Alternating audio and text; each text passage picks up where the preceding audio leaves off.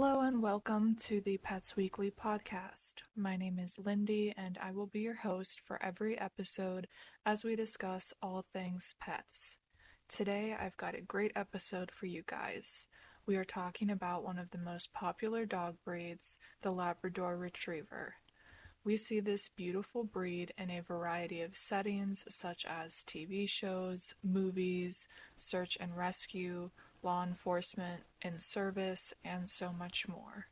We will talk about what makes this breed in particular so versatile and so loved, the origin of the breed, their behavior and training, health, and more in today's episode.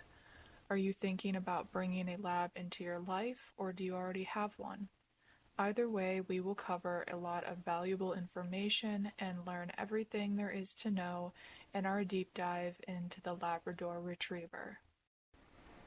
Just a quick disclaimer, any generalizations that I make about breeds, ages, temperaments, or behaviors are simply that, just generalizations.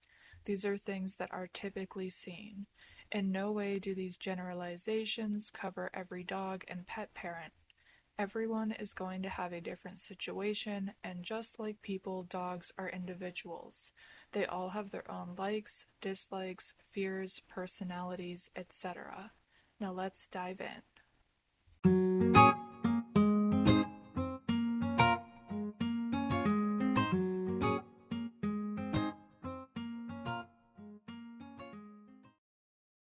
The dog we know of as the fun-loving lab originally was named the St. John's Water Dog, and they were initially bred by European settlers on the island of Newfoundland, in the province of Newfoundland and Labrador, a northerly region of Canada. The history and ancestry of the lab we know today began in the 19th century.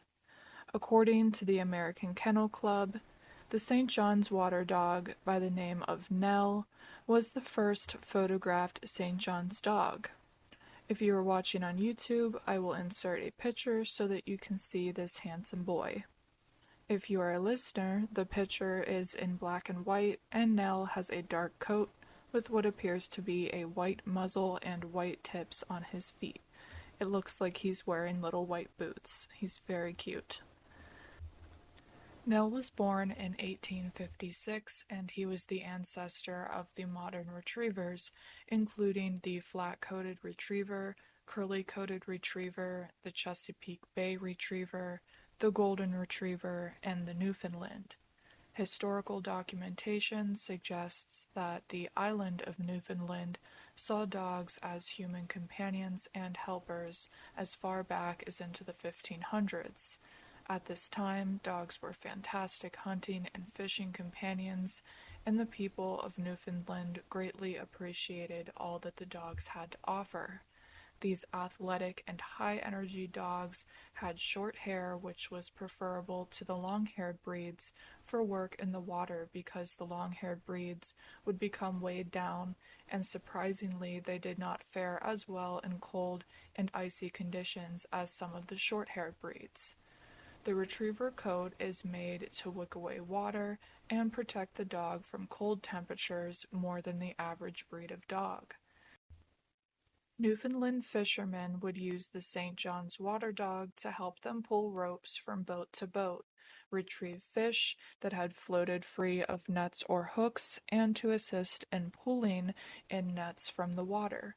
The St. John's hard-working behavior, loyalty, and loving temperament were valuable traits in a working dog, and the breed was highly prized by the fishermen. The Labrador Retriever was officially recognized as a breed by the United Kingdom Kennel Club in 1903, and the first registration of a Labrador Retriever in the American Kennel Club was a little later in 1917. The AKC, or American Kennel Club, has something called a breed standard. According to their website, a breed standard is a description of the ideal dog of each recognized breed. to serve as an ideal against which dogs are judged at shows, originally laid down by a parent breed club and accepted officially by national or international bodies. The Labrador Retriever's average height standard is 22.5 to 24.5 inches for a male and 21.5 to 23.5 inches for a female. The average weight standard is 65 to 80 pounds for a male and 55 to 70 pounds for a female. The average life expectancy is not nearly enough at 11 to 13 years, which is pretty typical for most large breeds of dogs that are about the same size as the Labrador Retriever. The AKC goes on to explain that the breed's typical characteristics, physical traits, social behavior, personality, and more are full of joy and impeccable social skills. The Lab is said to be very lovey-dovey and a good family dog. They are typically good with children and other dogs. They can be good with other species, but it is important to keep in mind that they were bred to be hunters, and some have a strong prey drive and can be very, very excitable when it comes to seeing an animal running, like a small cat or a furry animal.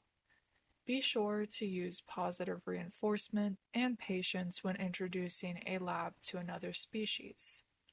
Labs have a short double coat and are pretty heavy shedders and require daily brushing and grooming.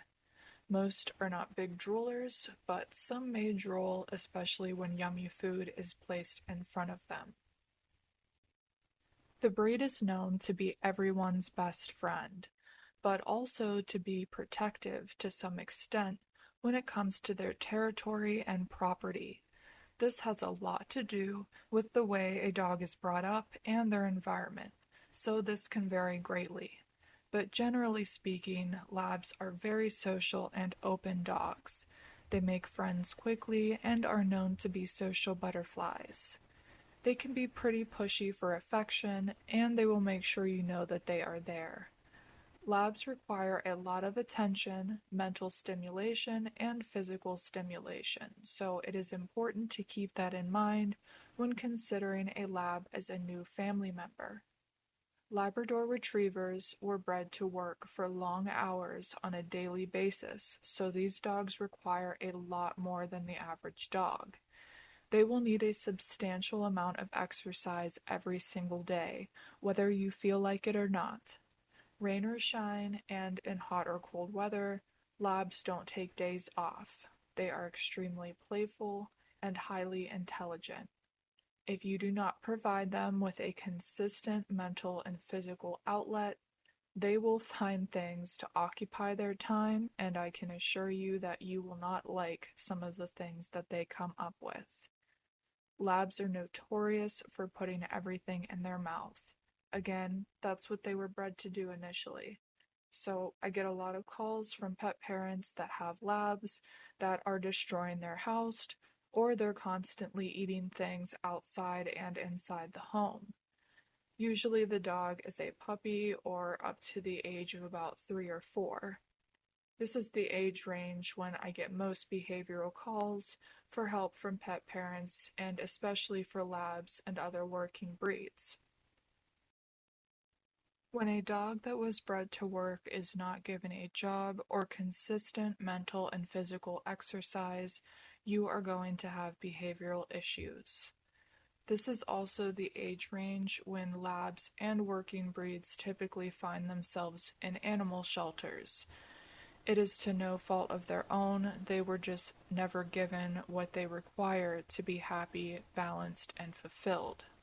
That is why it is critical that pet parents do their research before bringing home a dog.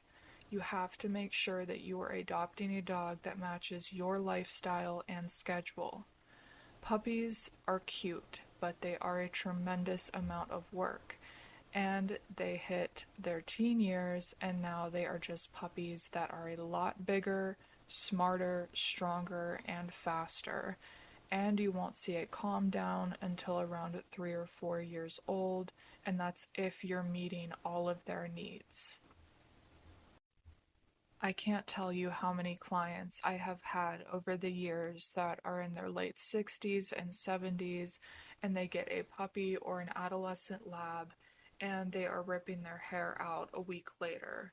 For dog trainers like myself, it can be incredibly frustrating seeing the same thing over and over and over again. The reality of the situation is that these well-meaning people did not think about what is best for the puppy before getting the dog home. They thought about what they wanted. They wanted a cute puppy to raise. They want to watch the puppy get bigger and learn cute tricks. What the puppy needs is not the same as what the human can give or even wants to give sometimes. The puppy needs constant attention and exercise, not just playing with toys, but they need to go for walks. They need to go places, meet people and other dogs, and they need to be monitored constantly. Your house is going to turn into a puppy-proofed dog gate fortress, and you're going to have to make significant compromises to your home and life. There is just no way around it. That is the reality of bringing home a puppy or even a adolescent dog that is about 1 to 3 or 4 years of age. Even if you puppy proof like crazy, you are going to find something else that you never thought of that your puppy can reach or destroy, that you will have to move or alter in some way. You have to be flexible, and for the love of God, you have to be patient. You have to be able to laugh and just shake your head sometimes. Do not scold and yell and damage your relationship. Scolding or correcting a puppy or adult dog is simply ridiculous. You are scolding a baby or, a teenage dog or an adult dog that is just being a dog. They don't understand why you're yelling at them or what your problem is. They just see that you're upset and that you're angry, and it just makes them trust you less. No matter what kind of dog you're bringing home, whether it's young or old, if you're bringing home a lab, you need to be prepared to puppy proof and to give that lab a lot of attention and exercise on a regular basis. I was just at a woman's house for a private session recently. She is 71 and has a lab puppy, and boy is she in over her head. Maybe a few months old at most, and she put a prong collar on this poor puppy and had a leash attached to him 24/7 so that she could correct, I'm using air quotes, correct his behavior. Needless to say, he started to become very aggressive with her and did not listen to her at all. And you know what, puppy? Same. I'm with you. I would be the exact same way. You get what you give in life, and that rings true when it comes to animals. I helped the woman the best that I could. I gave it everything I had, and I explained to her, from the puppy's perspective, why he is behaving the way that he is. And for his sake, I really hope she listened and finds that kindness, compassion, and patience is going to get her a lot further. And I really hope that she sticks with it. After I explained to her why the puppy was doing what he was doing, she seemed to really understand that the frustration and at times anger that she was putting into the relationship was causing the majority of the issues.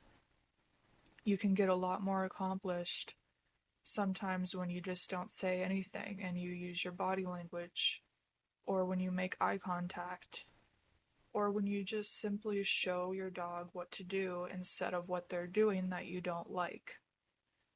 We've already scheduled several other appointments, so I am hopeful that we can make some progress and get their relationship back on track.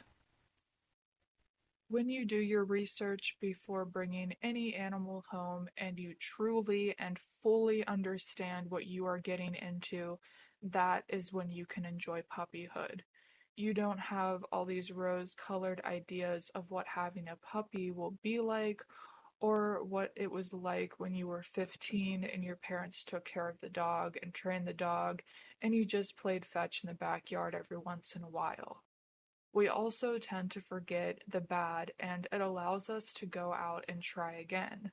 The reward of the relationship with a dog outweighs any challenges, in my opinion, but people tend to forget how much work a new puppy is that they had 30 years ago, and then they say things to me like, is my puppy just stupid?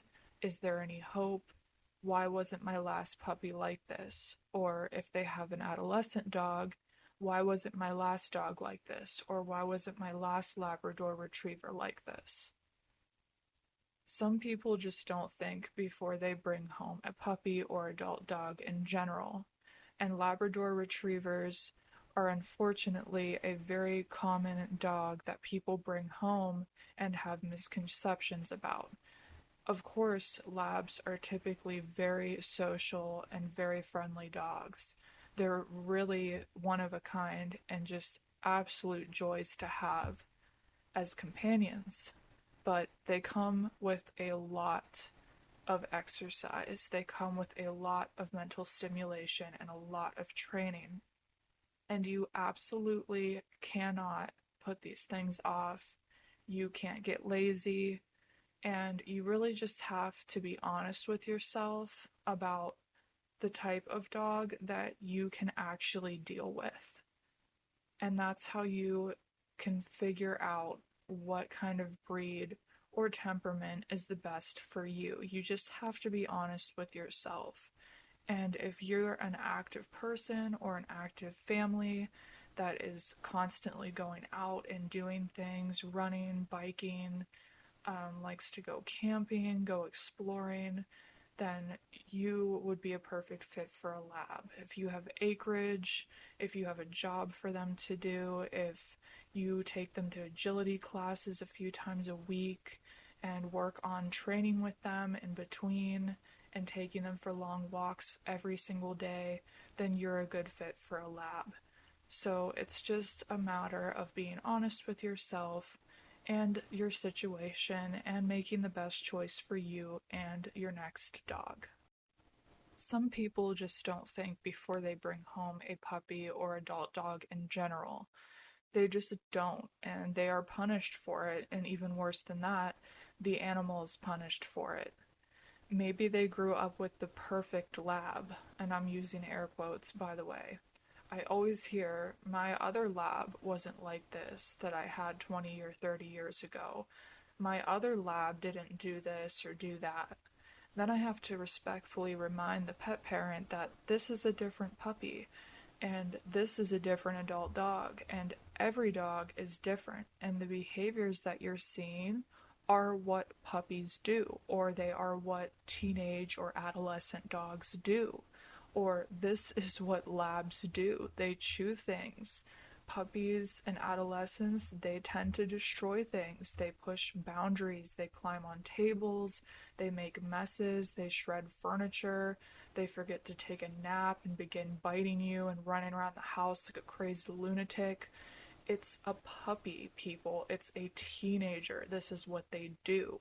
And when you have a Labrador, you're going to see these behaviors even more if you're not giving them the proper outlets, the proper exercise, the proper positive reinforcement training, and the proper mental stimulation. They are so cute when they're sleeping. It's just the way it is. They're super cute. If you're, seeing a picture of a dog online and, they're sleepy and they're, adorable and they're really cute and you're like, oh my God, I just have to have this dog.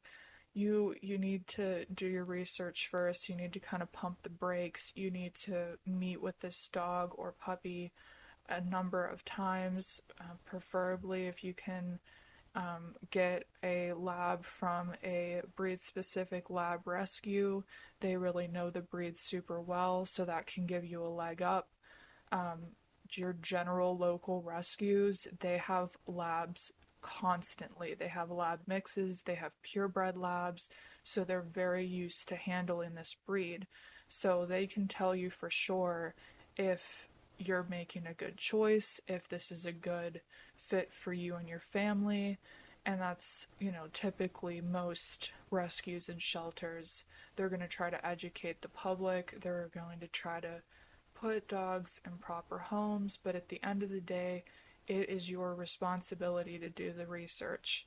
You can't rely on anybody else to do it for you. You are the person that's going to be having this dog in their life for the rest of the dog's life, so it's important that you are the one that makes a mature decision, that makes a research decision to bring in the right dog. And for some people, labs can be the perfect companion, and for other people, it is way too much. So you just gotta do your research, people. It's just the way it is.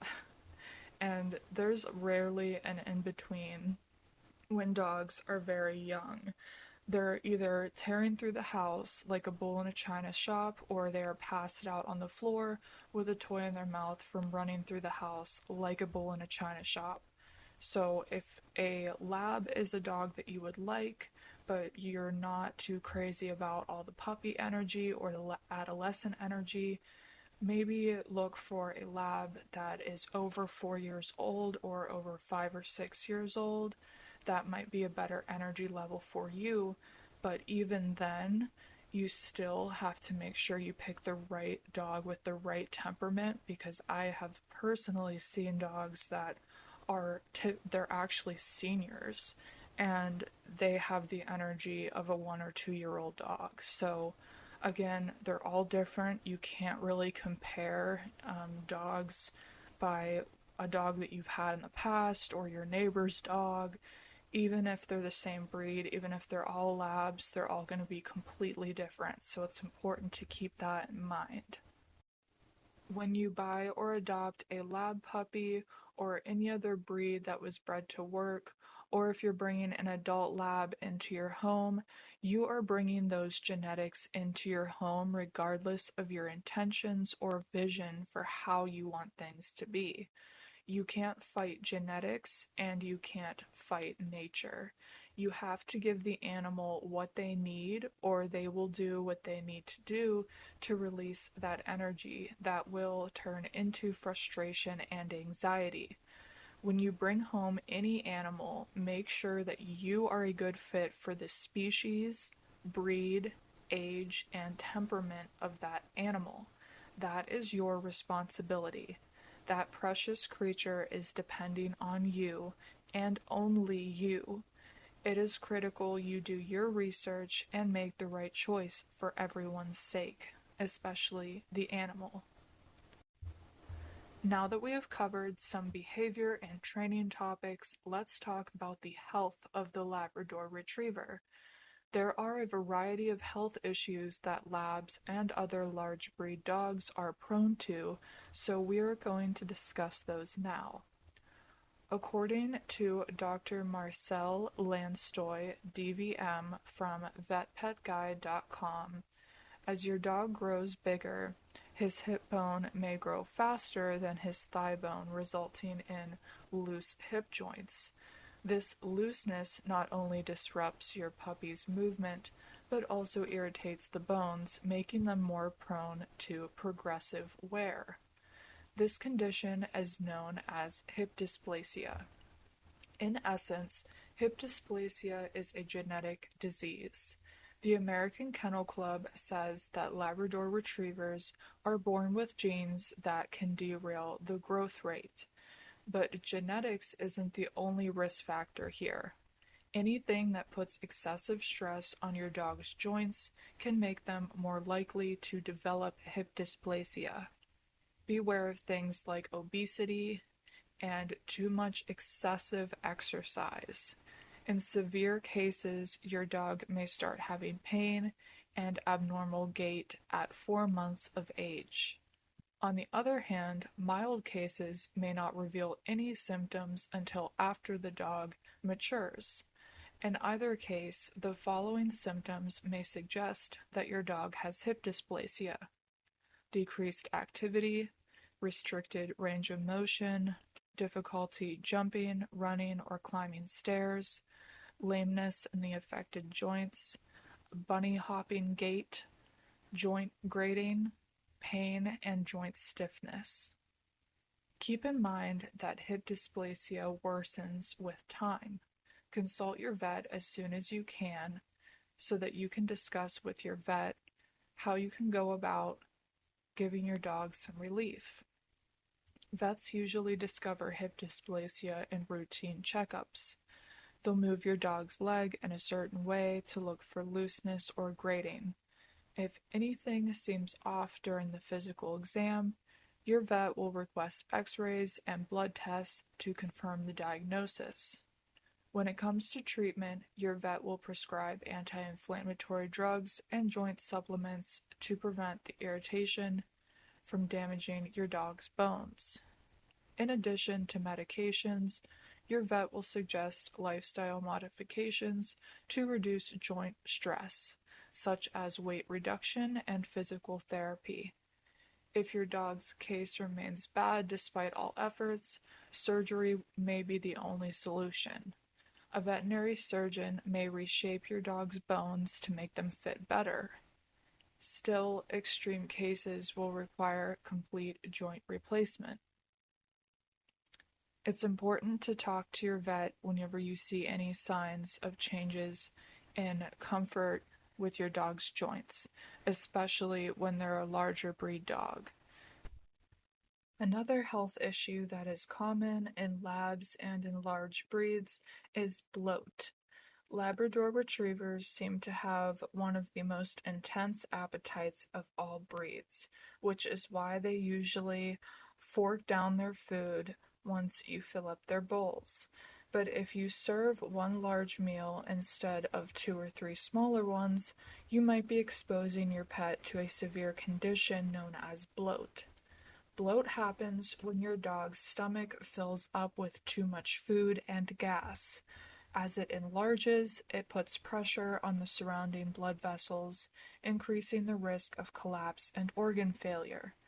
In extreme cases, the stomach may even twist on itself, closing both the entrance and the exit. That twisting will trap more gas and worsen the condition faster. Some symptoms to look out for are an enlarged abdomen, dry retching, which is trying to vomit but nothing is coming out, pacing and restlessness, drooling, lying in a praying position with the legs drawn forward, heavy breathing, rapid pulse rate, pale gums, and collapse. If your dog starts showing any of the previous symptoms within 3 hours after finishing his meal, take him to the nearest vet as soon as possible. Remember that bloat is a life-threatening emergency that requires immediate veterinary care. If your dog arrives at the vet with an enlarged abdomen, the priority will be relieving that pressure. Your vet will first try to insert a tube down your dog's throat and into the stomach, but that won't work if the stomach has already twisted. The second solution would be puncturing the skin and the stomach's wall with a large needle. After stabilizing your dog's condition, your vet will take x-rays to see if the stomach is twisted. If so, they'll perform surgery to untwist it and remove any dead tissue. To help slow your dog down from eating too fast, you can purchase products like slow feeders, puzzle toys, and snuffle mats. These are great products for any dog because dogs love a challenge and they need mental stimulation. But for dogs, typically labs, that eat their meals too fast, a product that slows them down and makes them work for their food will help a lot. Also, it is important to keep your dog from exercising for at least 1 to 2 hours after his or her meal, depending on their energy level. This gives your dog time to properly and safely digest his or her food. Another medical concern for the Labrador Retriever is progressive retinal atrophy, also known as PRA. The retina is the rearest most part of the eye. It's rich in tiny receptors that can transform light into electrical signals that the brain can understand. In dogs suffering from PRA, the retina degenerates with time, which causes gradual vision loss. Because PRA is a genetic condition, your dog will be at higher risk if his parents had it. According to Cornell University, Labrador Retrievers are among the most common breeds to be affected by this condition.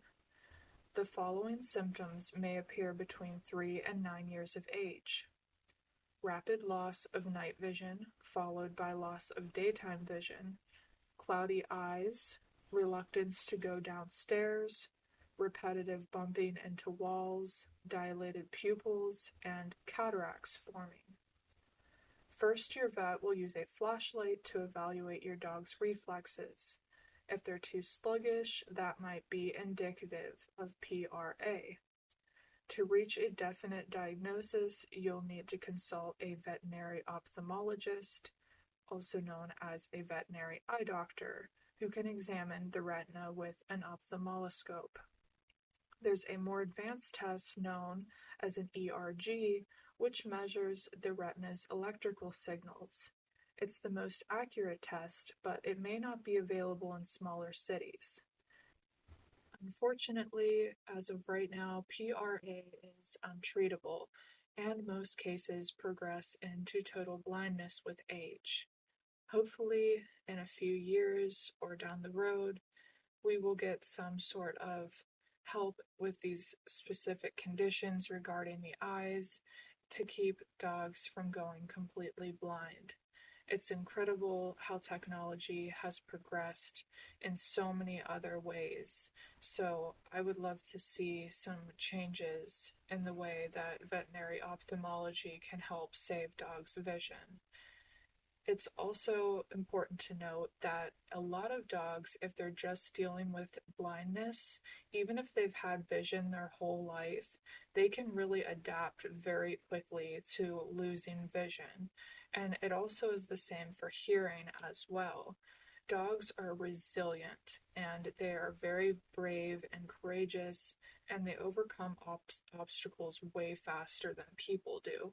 So that's just something to keep in mind if your dog ever does become diagnosed with PRA and at some point you're concerned that they may lose their vision. Dogs are incredible and they can overcome so many things. The next health issue is something that most pet parents may have never heard of, and it even has a strange name to go with this unusual condition. Dead tail, also known as limber and cold tail, is a common condition affecting Labrador Retrievers and other active breeds. As the name implies, dogs affected by this condition will suddenly stop wagging their tails. This condition usually happens after long walks in cold weather, swimming for too long, and spending too much time in a crate. All these incidents will strain your dog's tail muscles, causing it to become flaccid. A completely limp tail that drops vertically right from the base is a sign that your dog may be suffering from dead tail. Also, a partially limp tail that drops vertically about 10 centimeters away from the base. Another thing is pain when you try to move the tail, reluctance to play, licking or chewing at the tail, and other things that seem unusual in your dog's behavior associated with their tail. Any vet will instantly diagnose a dead tail by a simple physical examination. However, your vet may perform other tests to rule out conditions like a tail fracture, invertebral disc disease, osteoarthritis, inflammation of the anal glands, and prostate disease. Since overworked muscles cause a dead tail, it doesn't require any treatment. It just requires that your dog rests for a while and he'll wag his tail again after a couple of days at the most. If the pain is too severe and your dog keeps whining or seems very uncomfortable, your vet will prescribe some pain medications to keep him comfortable as he heals. According to lovingyourlab.com, cancer is a common issue that labs and their pet parents face. Cancer is the number one killer of dogs ages 10 and older. In fact, dogs are 3 times more likely to develop cancer than humans. However, with recent developments and treatments, cancer is not the death sentence it once was. Just like in humans, early detection is key to getting treatment on time. Common signs to watch for are abdominal or strange swelling in the stomach that continues to grow, or swelling or abnormal growths on any part of the body, any strange bleeding or discharges, difficulty breathing, difficulty relieving his or herself, loss of appetite or difficulty eating, persistent lipping or loss of stamina. If you see some sores that won't heal, unexplained weight loss, and a strong offensive odor from his or her mouth.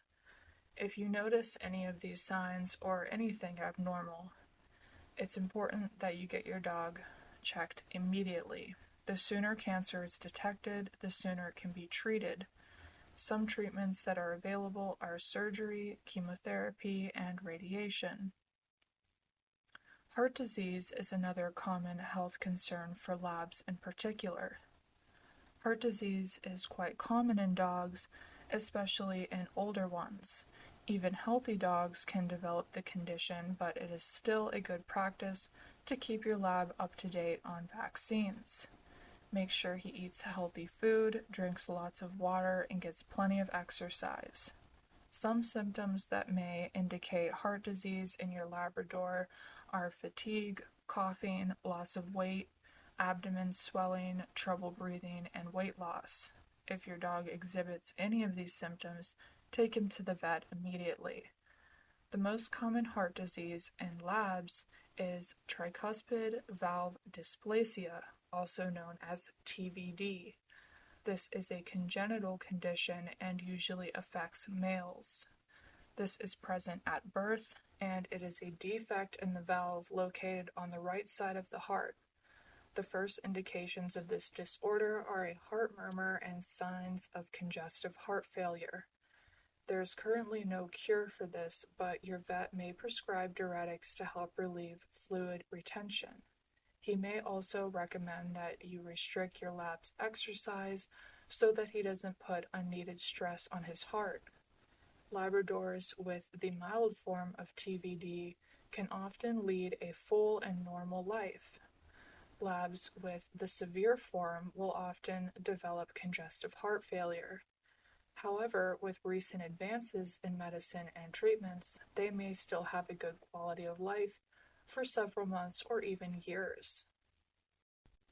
Now that we have discussed common health issues that can affect the Labrador Retriever, I want to share a couple of short stories with you starring this playful and energetic breed before wrapping up this episode.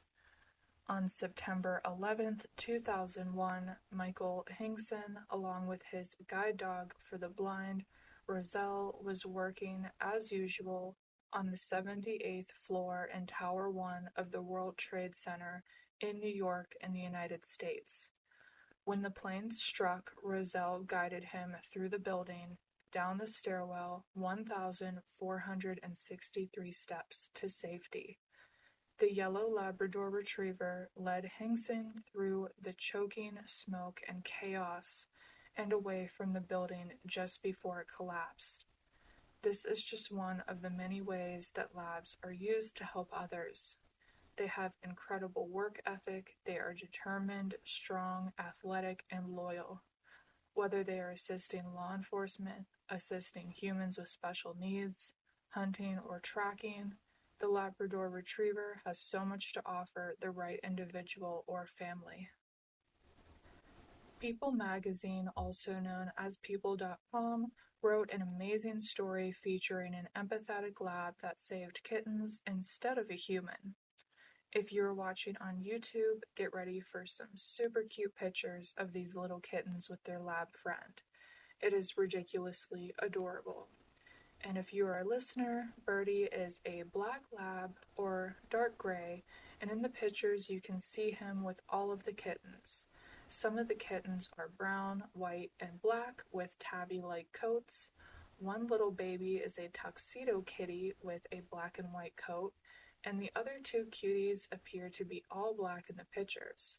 I have a tuxedo kitten of my own, and they are definitely as cute in person as this little one is in the picture. Birdie the Labrador Retriever helped his owner Rachel, a head nurse at the animal rescue charity Battersea, raise 7 motherless kittens so the baby animals could be adopted. A rescue dog paid it forward by looking after a litter of orphan kittens, according to a release from the UK animal rescue charity Battersea. Birdie, a 1-year-old Labrador Retriever, has helped the shelter that saved him by saving a litter of kittens that needed a surrogate parent. Birdie started looking after the 7 kittens several weeks ago, shortly after the 2-week-old litter was found on the side of the road with no mother in sight.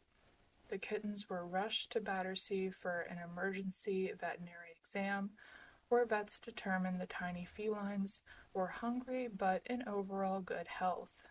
Birdie's mom, Ann Battersea, head nurse Rachel volunteered to take the kittens home and look after the animals with her lab until the baby cats were ready for adoption.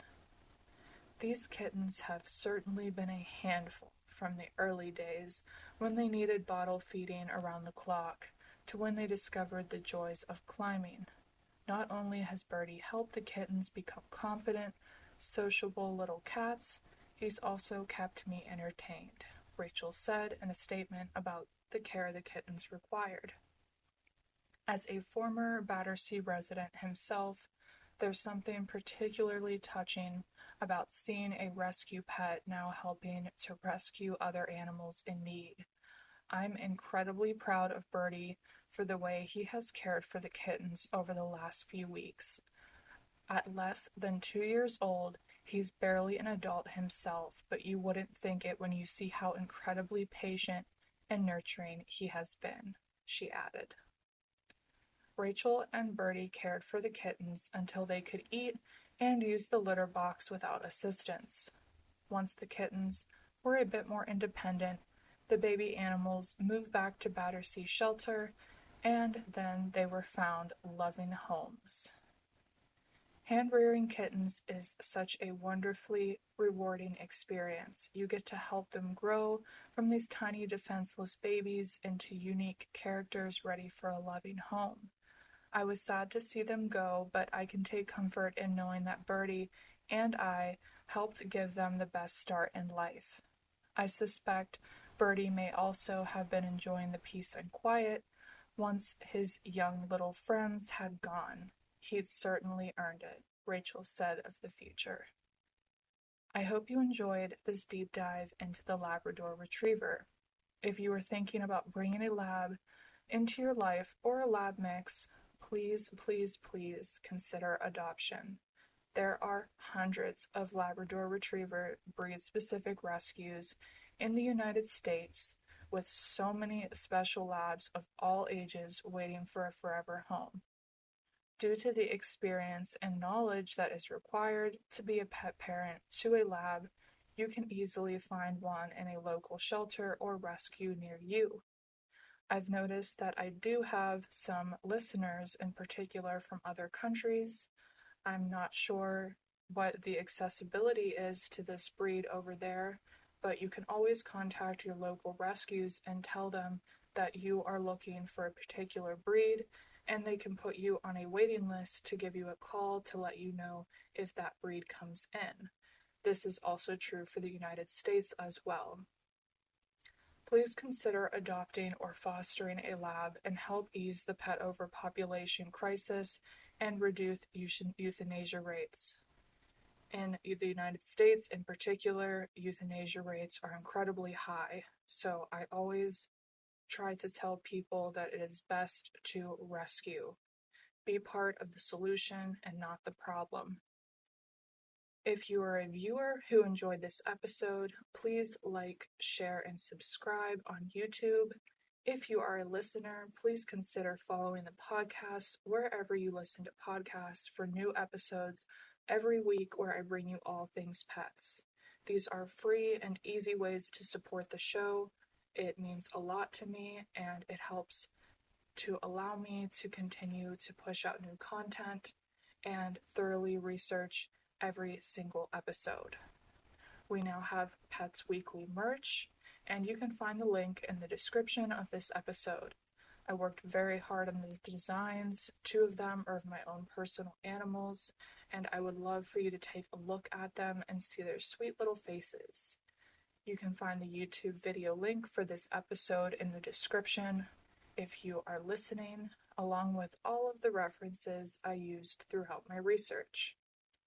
Please follow the podcast on Instagram at Pet Weekly Podcast for episode announcements and general podcast updates. Every episode of the podcast is brought to you by Sunshine's Pet Services, where I offer in-home pet services in the United States and Florida, and virtual dog behavior consultations to every pet parent in the United States.